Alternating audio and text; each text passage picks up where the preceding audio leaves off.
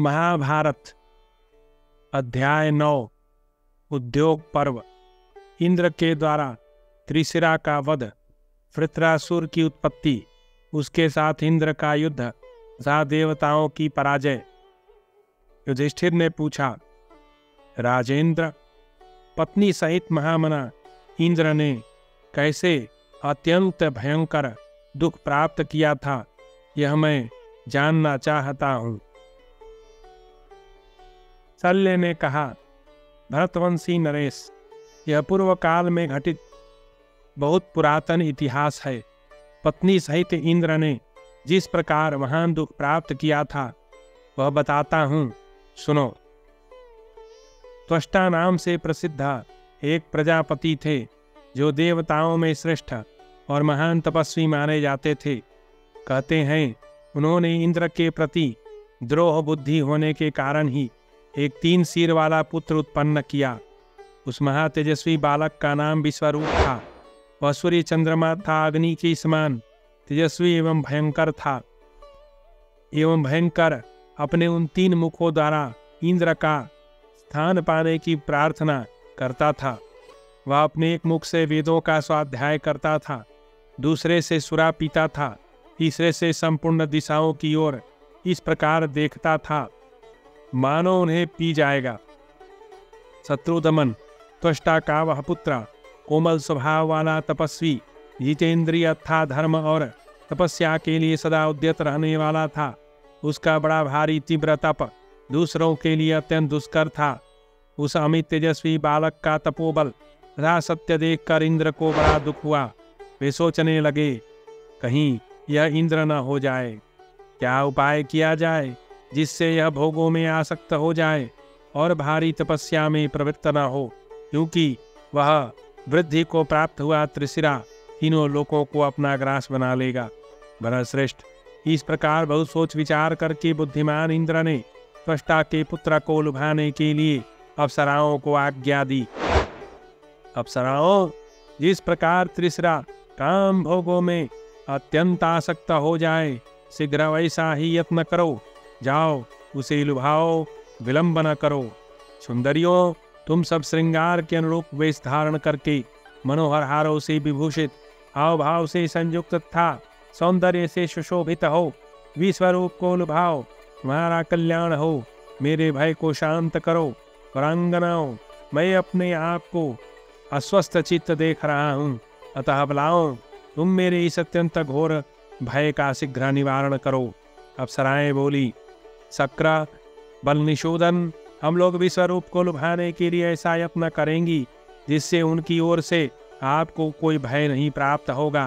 देव, जो तपोनिधि विश्वरूप अपने दोनों नेत्रों से सबको दग्ध करते हुए विराज रहे हैं, उन्हें प्रलोभन में डालने के लिए हम सब अप्सराएं एक साथ जा रही हैं। वहां उन्हें वश में करने का तथा आपके भय को दूर हटाने के लिए हम पूर्ण प्रयत्न करेंगी। शल्य बोले, राजन, इंद्र की आज्ञा पाकर वे सब अप्सराएं त्रिशिरा के समीप गईं। प्रतिदिन विश्वरूप को अपने अंगों के सौंदर्य का दर्शन कराया। तथापि वे महातपस्वी महर्षि उन सब को देखते हुए हर्ष आदि विकारों को नहीं प्राप्त हुए, अपितु वे इंद्रियों को वश में करके पूर्व सागर की समान शांत बैठे रहे। वे सब अप्सराएं त्रिशिरा को विचलित करने का पूरा प्रयत्न करके पुनः देवराज इंद्र की सेवा में उपस्थित हुई और हाथ जोड़कर बोली, प्रभो, वे त्रिशिरा बड़े दुर्धर्ष तपस्वी हैं, उन्हें धैर्य से विचलित नहीं किया जा सकता। महाभाग, अब आपको ही कुछ करना होगा। युधिष्ठिर, तब परम बुद्धिमान इंद्र ने अप्सराओं का आदर सत्कार करके उन्हें विदा कर दिया और वे त्रिशिरा के वध का उपाय सोचने लगे। प्रतापी वीर बुद्धिमान देवराज इंद्र चुपचाप सोचते हुए त्रिशिरा के वध के विषय में एक निश्चय पर पहुंच गए। उन्होंने सोचा कि आज मैं त्रिशिरा पर वज्र का प्रहार करूंगा, जिससे वह तत्काल नष्ट हो जाएगा। बलवान पुरुष को दुर्बल होने पर भी बढ़ते हुए अपनी शत्रु की उपेक्षा नहीं करनी चाहिए। शास्त्र युक्त बुद्धि से त्रिशिरा के वध का दृढ़ निश्चय करके क्रोध में भरे हुए इंद्र ने अग्नि के समान तेजस्वी घोर एवं भयंकर वज्र को त्रिशिरा की ओर चला दिया। उस वज्र की गहरी चोट खाकर त्रिशिरा मरकर पृथ्वी पर गिर पड़े।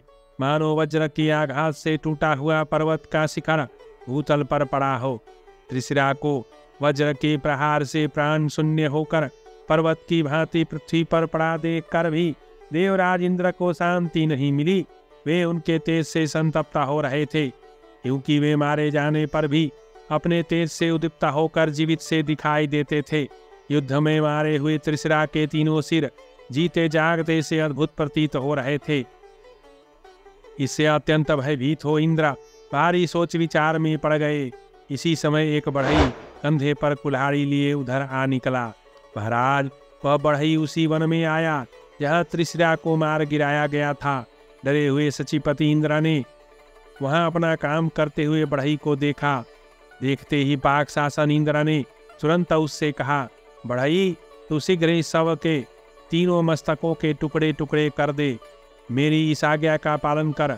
बढ़ई ने कहा, इसके कंधे तो बड़े भारी विशाल है, मेरी यह कुल्हाड़ी इस पर काम नहीं देगी, और इस प्रकार किसी प्राणी की हत्या करना तो साधु पुरुषों द्वारा निंदित पाप कर्म है, अतः मैं इसे नहीं कर सकूंगा।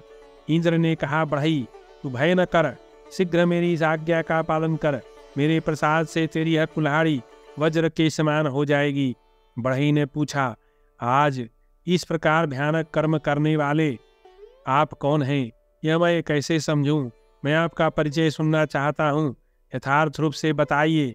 इंद्र ने कहा, बढ़ई, तुझे मालूम होना चाहिए, मैं देवराज इंद्र हूँ। मैंने जो कुछ कहा है उसे शीघ्र पूरा कर, इस विषय में कुछ विचार न कर। बढ़ई ने कहा, देवराज, इस क्रूर कर्म से आपको यह लज्जा कैसे नहीं आती? इस ऋषि कुमार की हत्या करने से जो ब्रह्म हत्या का पाप लगेगा, उसका क्या भय आपको नहीं है? इंद्र ने कहा, यह मेरा महान शक्तिशाली शत्रु था, जिसे मैंने वज्र से मार डाला है। इसके बाद ब्रह्म हत्यारे से अपनी शुद्धि कराने के लिए मैं किसी ऐसे धर्म का अनुष्ठान करूंगा जो दूसरों के लिए अत्यंत दुष्कर हो। बढ़ई, यद्यपि यह मारा गया है तो भी अभी तक मुझे इसका भय बना हुआ है। तू शीघ्र इसके मस्तक के टुकड़े टुकड़े कर दे, मैं तेरे ऊपर अनुग्रह करूंगा। मनुष्य हिंसा प्रधान तामस यज्ञों में पशु का सिर तेरे भाग के रूप में देंगे। बढ़ई, यह तेरे ऊपर मेरा अनुग्रह है, अब तू जल्दी मेरा प्रिय कार्य कर। शल्य कहते हैं, राजन, यह सुनकर बढ़ई ने उस समय महेंद्र की आज्ञा के अनुसार कुठार से त्रिशिरा के तीनों सिरों के टुकड़े टुकड़े कर दिए। कट जाने पर उनके अंदर से 3 प्रकार के पक्षी बाहर निकले, कपिंजल, तीतर और गौरैये। जिस मुख से वे वेदों का पाठ करते तथा केवल सोमरस पीते थे, उससे शीघ्रतापूर्वक कपिंजल पक्षी बाहर निकले थे। युधिष्ठिर, जिसके द्वारा वे संपूर्ण दिशाओं को इस प्रकार देखते थे मानो पी जाएंगे, मुख से तीतर पक्षी निकले। महाराज, त्रिशिरा का जो मुख सुरापान करने वाला था, उससे गौरैया तथा बाज नामक पक्षी प्रकट हुए। उन तीनों सिरों के कट जाने पर इंद्र की मानसिक चिंता दूर हो गई। वे प्रसन्न होकर स्वर्ग को लौट गए तथा बढ़ई भी अपने घर चला गया। उस बढ़ई ने भी अपने घर जाकर किसी से कुछ नहीं कहा। तदनंतर इंद्र ने ऐसा काम किया, वह 1 वर्ष तक किसी को मालूम नहीं हुआ। युधिष्ठिर, वर्ष पूर्ण होने पर भगवान पशुपति के भूतगण यह हल्ला मचाने लगे कि हमारे स्वामी इंद्र ब्रह्म हत्यारे हैं। तब पाक शासन इंद्र ने ब्रह्म हत्या से मुक्ति पाने के लिए कठिन व्रत का आचरण किया। वे देवताओं तथा मृतगणों के साथ तपस्या में संलग्न हो गए। उन्होंने समुद्र, पृथ्वी, वृक्ष तथा स्त्री समुदाय को अपनी ब्रह्म हत्या बांटकर उन सबको अभिष्ट वरदान दिया। इस प्रकार वरदायक इंद्र ने पृथ्वी, समुद्र, वनस्पति तथा स्त्रियों को वर देकर उस ब्रह्म हत्या को दूर किया। तदनंतर शुद्ध होकर भगवान इंद्र देवताओं, मनुष्यों तथा महर्षियों से पूजित होते हुए अपने इंद्र पद पर आसीन हुए। दैत्यों का संहार करने वाले इंद्र ने शत्रुओं को मारकर अपने आप को कृतार्थ माना। इधर त्वष्टा प्रजापति ने जब यह सुना कि इंद्र ने मेरे पुत्र को मार डाला है, तब उनकी आंखें क्रोध से लाल हो गईं और वे इस प्रकार सोचने लगे। त्वष्टा ने कहा, मेरा पुत्र सदा क्षमाशील, संयमी और जितेंद्रिय रहकर तपस्या में लगा था। तो भी इंद्र ने बिना किसी अपराध के उसी हत्या की है, अतः मैं भी देवेंद्र के विनाश के लिए वृत्रासुर को उत्पन्न करूंगा। आज संसार के लोग मेरा पराक्रम था मेरी तपस्या का महान बल देखें। साथ ही वह पापात्मा दुरात्मा देवेंद्र भी मेरा महान तपोबल देख ले।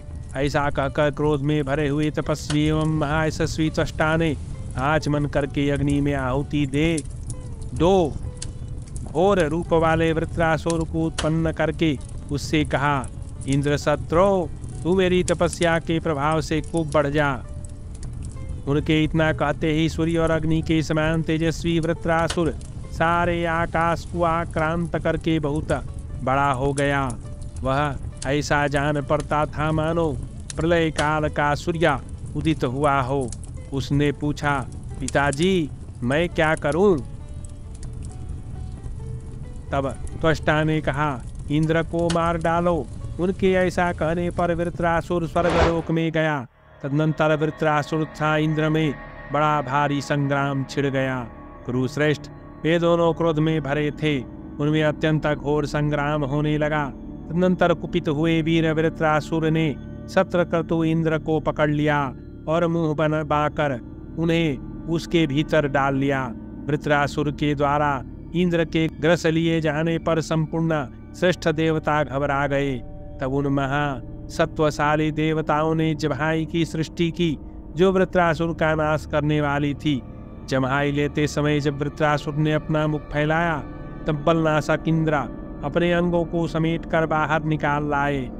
तभी से सब लोगों के प्राणों में जिह्वा शक्ति का निवास हो गया। इंद्र को उसके मुख से निकला हुआ देख सब देवता प्रसन्न हुए। तदनंतर वृत्रासुर तथा इंद्र में पुनः युद्ध होने लगा। पर श्रेष्ठ क्रोध में भरे हुए उन दोनों वीरों का वह भयानक संग्राम बहुत देर तक चलता रहा। वृत्रासुर त्वष्टा के तेज और बल से व्याप्त हो जब युद्ध में अधिक बलशाली हो बढ़ने लगा, तब इंद्र युद्ध से विमुख हो गए। इंद्र के विमुख होने पर सब देवताओं को बड़ा दुख हुआ। भारत त्वष्टा के तेज से मोहित हुए सब देवता देवराज इंद्र था ऋषियों से मिलकर सलाह करने लगे कि अब हमें क्या करना चाहिए। राजन, भय से मोहित हुए सब देवता बहुत देर तक सोच विचार करके मन ही मन अविनाशी परमात्मा भगवान विष्णु की शरण में गए और वे वृत्रासुर के वध की इच्छा से मंदराचल के शिखर पर ध्यानस्थ होकर बैठ गए। इस प्रकार श्री महाभारत उद्योग पर्व के अंतर्गत सेनोद्योग पर्व में इंद्र विजय विषयक 9वां अध्याय पूरा हुआ।